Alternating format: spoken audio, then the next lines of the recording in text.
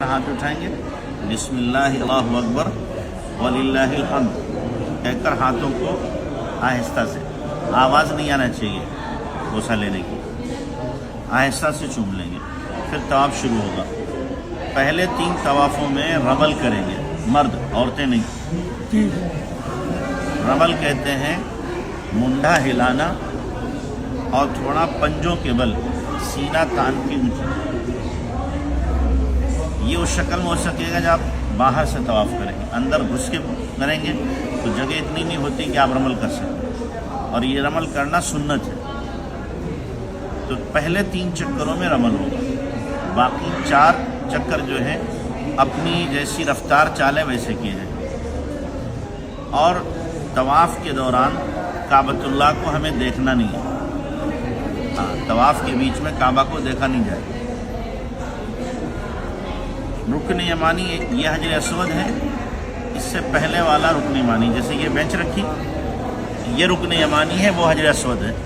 تو رکن یمانی پہ جب آئیں گے، اگر اس کے قریب پہنچ جائیں تو اس کو ہاتھ سے چھوئیں گے، قریب نہ پہنچے تو چھونا بھی نہیں ہے۔ رکن یمانی سے حجر اسود تک دعا پڑھنا ہے، ربنا آتنا فی الدنیا حسنۃ وفی الآخرۃ حسنۃ وقنا عذاب النار وادخلنا الجنۃ مع الابرار یا عزیز یا غفار یا ارحم الراحمین۔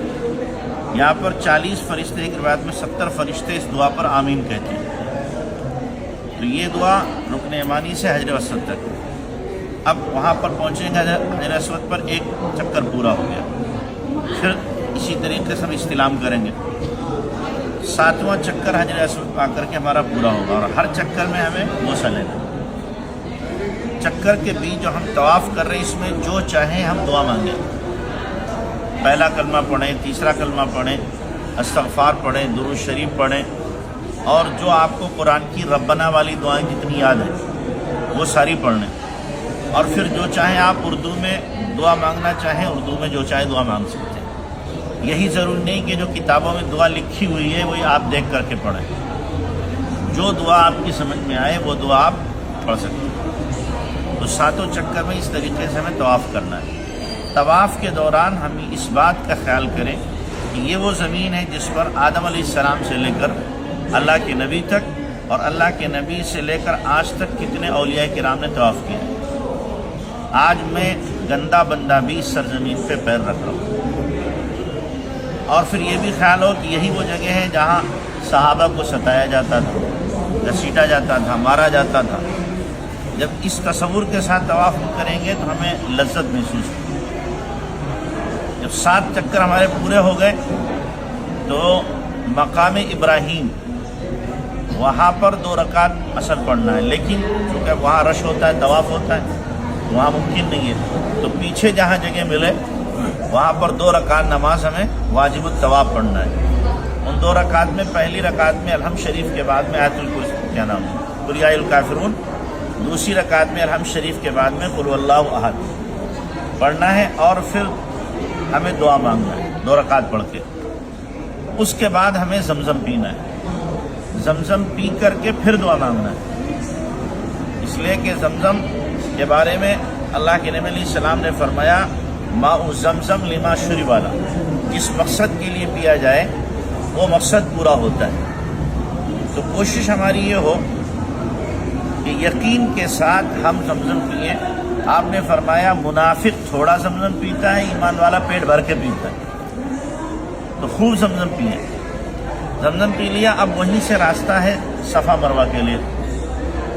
صفا مروہ پہنچیں گے تو پھر حجر اسود کا بوسہ لیں گے، اور ابدأ بما بدأ اللہ بہ، میں اسی جگہ سے شروع کرتا ہوں جہاں سے اللہ نے شروع کیا، صفا پہلے مروہ بعد میں۔ تو صفا مروہ بھی دعا کی قبولیت کی جگہ ہے، تو صفا پر کھڑے ہو کر بھی ہمیں خوب دعا مانگنا ہے۔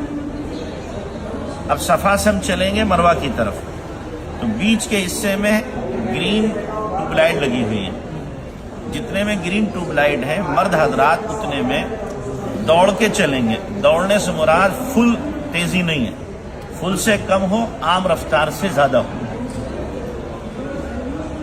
جو خواتین ہیں وہ پیچھے اپنی نارمل حالت میں چل کر کے آئیں گے۔ اس دوڑنے میں دعا ہے رب اغفر ورحم وتجاوز عما تعلم انک انت الاعز الاکرم، یہ دعا پڑھیں۔